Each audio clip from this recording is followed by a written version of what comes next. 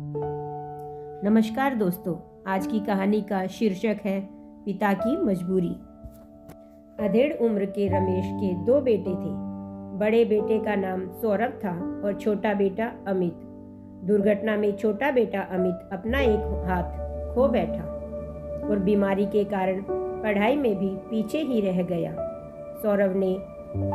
सौरभ ने अच्छी शिक्षा हासिल की और शादी इस शहर के धनाढ्य परिवार में बड़े धूमधाम से संपन्न की।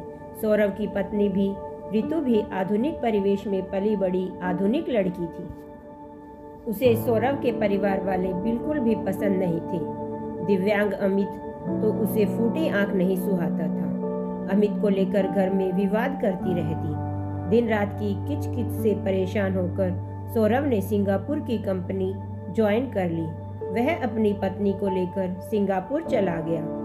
सौरभ की पत्नी ऋतु ने भी वहां नौकरी करना शुरू कर दिया।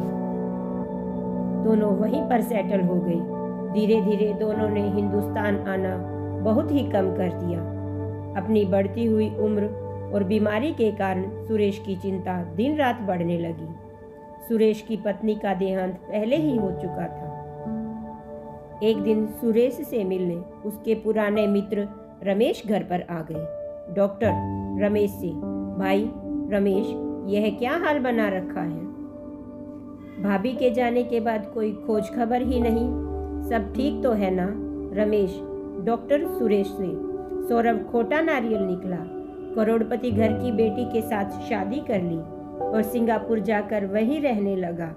दिव्यांग अमित की चिंता मुझे दिन रात सताती है। मेरे बाद उसका क्या होगा? डॉक्टर, आजकल के बच्चों को पता नहीं क्या हो गया। विदेश जाते हैं और वहीं के हो जाते हैं। माँ बाप भाई बहन की कोई चिंता ही नहीं। रमेश, गलती हमारी है। बच्चों को ग्लैमर धन दौलत की दुनिया में धकेल देते हैं हम लोग। डॉक्टर सुरेश बोला, पहले तो तुम भी बड़ी ही डींगे हाँकते थे। दिन रात बड़े बेटी की तारीफ में पुल बांधते रहते थे। छोटे बेटे पर ध्यान ही नहीं दिया। रमेश बोला, जले पर नमक मत छिड़को मेरे भाई। बहुत बड़ी ठोकर लग चुकी है। मेरे जीते जी अमित का घर बार बस जाए, नहीं तो यह दुनिया उसे बर्बाद कर देगी। डॉक्टर सुरेश, तुम्हारे पास अमित के जीवन यापन के लिए पर्याप्त साधन है।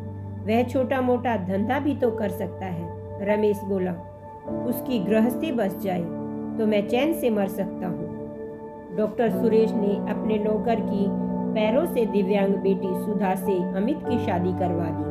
अत्यंत गरीब लड़की सुधा इस घर में आकर अपने आप को धन्य समझने लगी।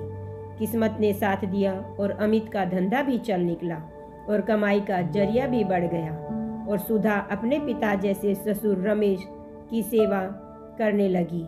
रमेश सुधा से बोला, बेटी, तुमको बहू के रूप में पाकर हमारा जीवन धन्य हो गया। गरीब परिवार की इस बेटी ने हमारे घर को उजड़ने से बचा लिया। रमेश ने इतना कहकर अमित और सुधा को अपने गले से लगा लिया और भगवान को धन्यवाद देने लगा कि सुधा जैसी लड़की उन्हें बहू के रूप में मिली। दोस्तों, कहानी कैसी लगी कमेंट करके बताना। यदि पसंद आए तो चैनल को लाइक, शेयर और सब्सक्राइब कर सकते हैं। देखने के लिए धन्यवाद।